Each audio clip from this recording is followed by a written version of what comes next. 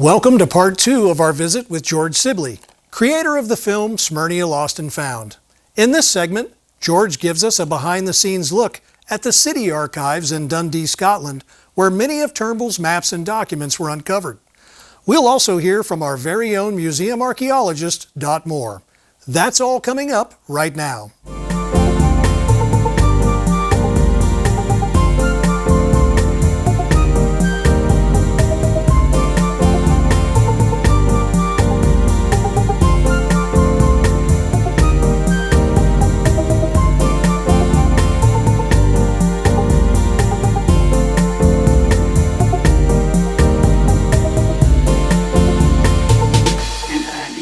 Smyrna Beach, much of the new information came from this good lady, Dot Moore, who those of you who are members of the museum know about her, and you see her in some of the exhibits and stuff like that. But Dot was a highly experienced archaeologist. She was self-trained, but she was able to bring herself up to a very sophisticated level of professionalism. Sometimes we use the word amateur as a sort of put-down. It means it's not up to the quality of professional, and that's not the case of Dot. Dot was professional, but she was just doing it for the love of doing it, as opposed to a profession.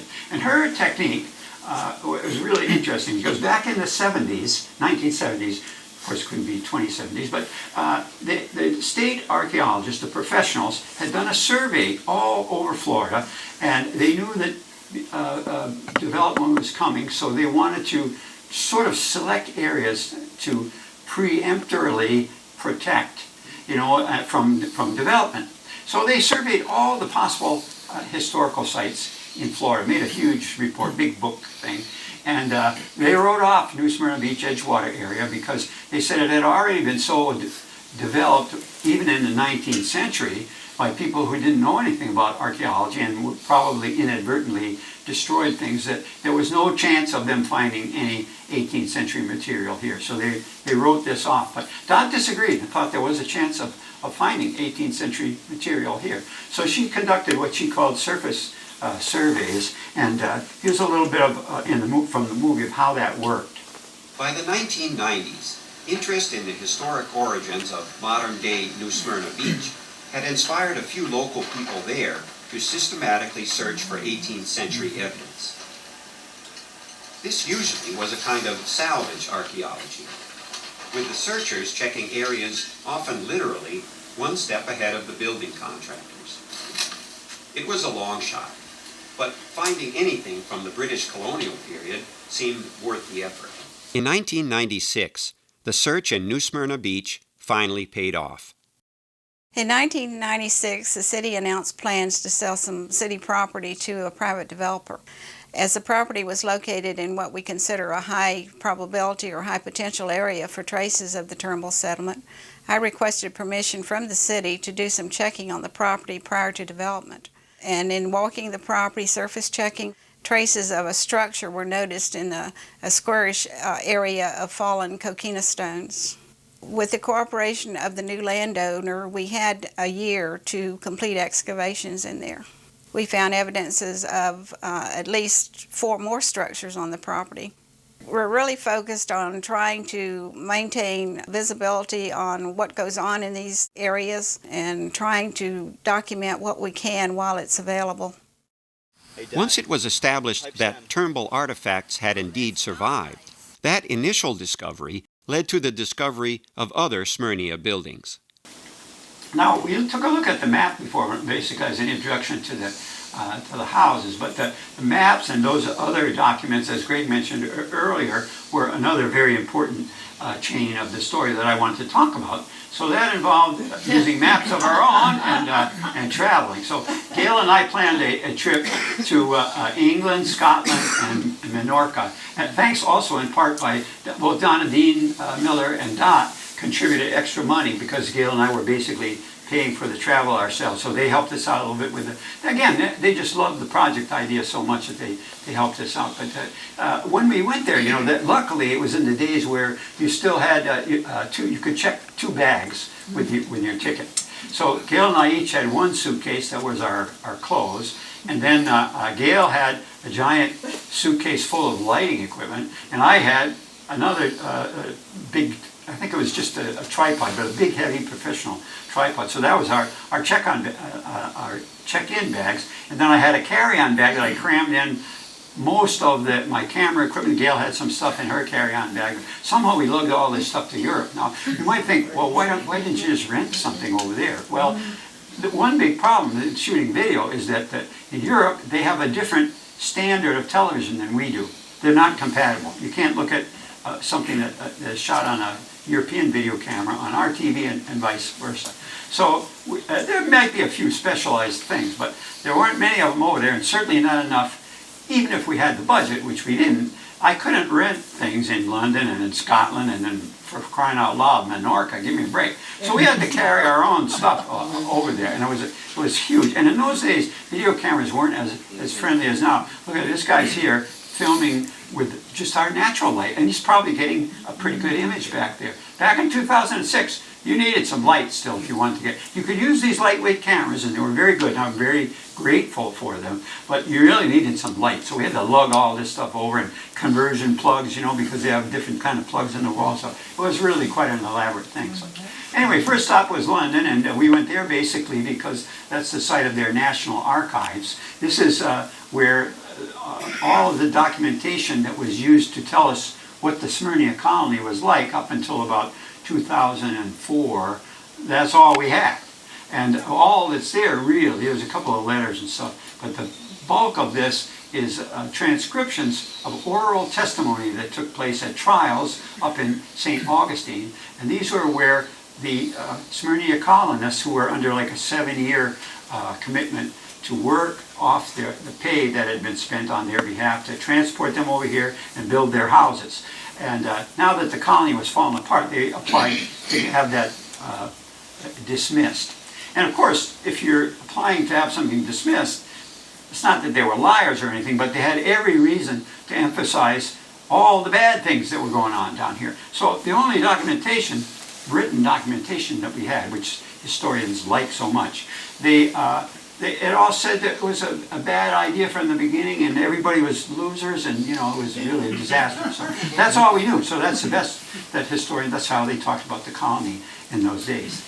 But then the other, I got to talk about this. This was the height of the Harry Potter years. When the movies were rare, and there was like 5 of them already made, and we happened to be staying in a hotel that was right near a train station. We used the train station to get around the airports and stuff, and it happened to be the train station that they used for part of the movie, where they had this magical platform there that all the Harry Potter kids could go through the wall into the magic world.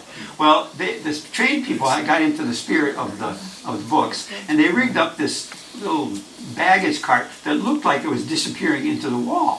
So I thought, it'd be great to get a shot of Gail in front of that, and she really cracked me up by pretending, coming up with this great idea that makes it look like her hand is going into the wall too. So it didn't have anything to do with making my movie, but it kept our spirits high, and I thought it was another example of all these clever little things that she was able to do. It's when you're working on a project of your own ideas, sometimes you see or hear what you want to see or hear when you're putting the movie together. And having her other set of eyes and wits about me helped me to keep me on track for the other things we were doing. So we ended up in Scotland by way of Edinburgh, and we were heading over toward Dundee, where these critical discoveries were made. And this is where we stayed. This is Lund Castle House. Lund Castle was, as you might guess, a castle built in the 16th century for the Lund family, one of the clans of Scotland. And in the 18th century, they knocked the castle down, or maybe it fell down, and they used the stones from it to build this farmhouse. It's a nice farmhouse, but it's a farmhouse. And now, by the time we were there, it had been converted into a little bed and breakfast inn. And I must tell you about some of the breakfasts, because I had one of the real culinary highlights of the movie making experience there. They served a breakfast which consisted of smoked haddock, which is a kind of a hard-fleshed white fish, with a cream sauce and poached eggs. maybe this doesn't sound good, but this was a revelation to me. There's another similar dish called Finn and Haddie, which Finn, I don't know where that comes from, but Haddie comes from haddock, and it's a smoked haddock kind of thing. But boy, that was terrific. Now, this place was only about, I think, 9 miles from downtown Dundee, but you'd never know it. It seemed like it was 100 miles from there, so it was convenient for our little commute for filming. And when we came back, it was peaceful and gentle, and we all got to absorb a little bit of the Scottish atmosphere too. So it was really nice. And the landlady there, when she found out what we were doing, she really got into it too.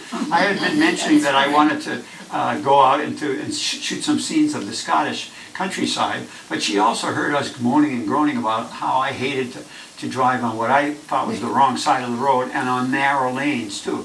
So she said, oh, come on, I'll take it. So she dragged us all over the countryside so we could get shots. I mean, she took us to, she was an insider. She took us to the perfect, more scenic spots. And we had a lot of fun. And once again, everybody who we touched upon in the process of making this movie seemed to go out of their way to make it a success.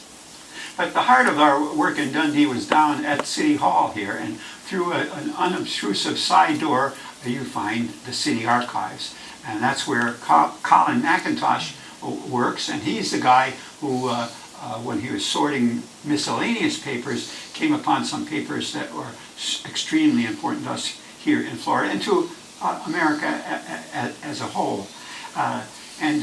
He had a really great style. He was a retired history professor, a history teacher. I think he taught in high school, what would be one of our high school levels. So he knew about history, but he was, again, a volunteer working for free for the love of history, spending hours upon hours organizing, transcribing. That's not as easy as it sounds, because 18th century handwriting, there's 2 different ways of writing an S and all kinds of crazy stuff. So he was active in doing all this stuff. But throughout all this stuff, he had a really interesting story to tell and an interesting way of telling it. Let's face it, who knows where New Smyrna Beach is? He had a good sense of humor. And a good story. I asked our American cousin if I could have a close-up map of this part of East Florida, and it turned out she couldn't find one. So she phoned the mayor of New Smyrna Beach, and all hell broke loose. It's a pretty good summary. That really did happen. But the stuff he discovered was really wonderful and very important. And they included, very spectacularly, maps. Nobody knew exactly how the colony was arranged before. And here he comes up with this thing, miles-long map, of which you can see right over Greg here. And just wonderful, and some very important smaller maps that showed important details in enough detail that it gave archaeologists and historians many more insightful things to say about the colony. So there's that. And then the heart of what he had too was letters that Dr. Andrew Turnbull had written to Lord Duncan. Now, why were they in Dundee? Well, this guy was the money man for the colony. He was one of the principal backers. And so just as these guys, the actual colonists who had testified in those trials, just as they had every reason to emphasize the downside, as I said before, Turnbull had every reason to emphasize the upside of the colony. So the truth is somewhere not in between necessarily, but both of those were true to a certain extent. But it certainly gives us a more nuanced and general picture of what the colony was like. And it was invaluable. It really overturned the concept. Certainly, it was untrue to say that the colony was set up by a mean-spirited guy and it was poorly organized and was rotten to the core, and that's why it fell apart. There was a lot more subtlety than that, and there were good sides about it. It was very positive in ways too. So the last leg of outside or European contributions to the movie was that we had to go to Menorca because that's what the site where the colonists left from.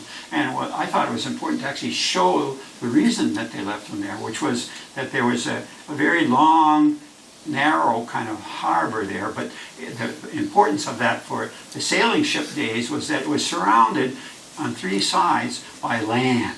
So it was pretty much storm-proof. So it was a great place for Turnbull to load up his ships and safely make all the preparations for a safe voyage to bring what he originally thought it was going to be 500 people, and it turned out to be 1,500 people over here. And I thought, well, we got to go over there. And this was largely made possible by this fine gentleman, Victoriano Pascucci. I've been practicing to re-say that name because I can tie you in knots, but a lovely man. And he started out being a fan of cowboys and Indians as a little kid. He read American cowboy and Indian stories and was fascinated by the adventure of exploring a new frontier.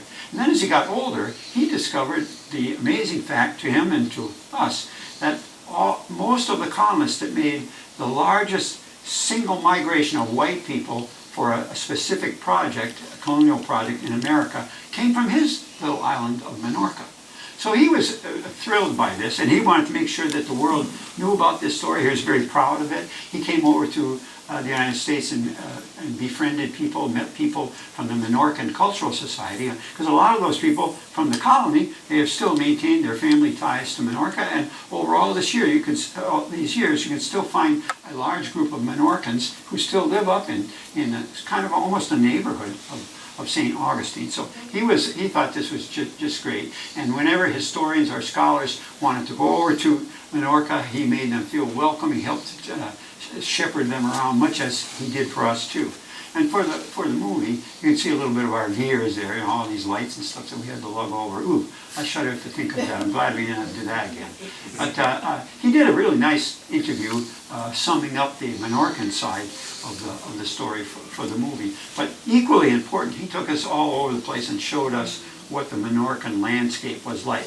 And that's quite important to understand the colony, because they were, after all, bringing their technology, their farming technology over here. And this is a typical Menorcan farm, which tends to be small scale, and very significantly, it is not spread out into the country the way our farms usually are. In Menorca, the farmers live in a little clustered bunch of houses in a village. And they go out into the woods to do there's no more woods there, but they go out into their fields. As Pat Griffin, who wrote a really good book about the Smyrnea colony, put it, they didn't like to live out of the sound of the church bell. And here in the colony, as you know from these long maps and stuff, they spread them all over the place, up and down the river here. And they weren't used to that. So that was one of the disorientations, along with the idea, trying to get used to the idea of factory farming, if you will, on a larger scale than they were doing back there. So then that was, for the movie, I thought it was really important to illustrate Pat's words and some of the other historians' observations by showing why the Menorcans had that problem. Of course, the other thing that Victoriano had was, because he was so interested in the story, he had some great old prints of some aspects that I wanted to use in the movie. So we traveled to his house so I could photograph the prints, and then he whipped out a bottle of wine and used that as our little celebratory day. Very old school, old world, generous man who, and even on our day off, he took us to another passion of his, which was some prehistoric monuments that had been discovered on the island of Menorca. So he actually loved Menorca, and he loved the story, and he was another invaluable person to the movie. Well, the last thing that happened, of course, coming back here with all this wonderful material, the stuff I had already shot here and the stuff that we got in Europe, and then we needed to edit the movie, and then, among other things, put music to it. And here, once again, right here in New Smyrna Beach, I found a valuable resource. These two guys at the time performed as acousticon. David Simmons on the left, bass player, who sadly has also left us since then, and Brad Sayer on the right, the lead guitarist and the principal composer of it. And I brought back some music guided by Victoriano. He helped me find music that he said was typical Menorcan music. So I played that for these guys, and Brad cleverly picked up on that and worked into his score a way of playing his guitar that kind of sounded like the mandolin background. So there was a lot of mandolins in the Menorcan music, and he was able to work that into the style of the music. So that was the final component. And when the movie was put together, I put it together using the technical guidelines of National Public Television. They are like a half hour for public television is, I think, 26 minutes and 40 seconds. So I used the exact technical specs that they had, hoping that, since I figured we had a great local Florida story, we had a lot of production value, we had these great, not a cast of thousands, but certainly a cast of dozens of historical reenactors. We had overseas filming, we had quality models and careful special effects and stuff. So I thought there was a pretty good chance that the local station, which was in Orlando then, would show it. Well, they not only were not particularly interested in it, but they wanted us to pay them after we had already paid for the movie to show it. So that never happened.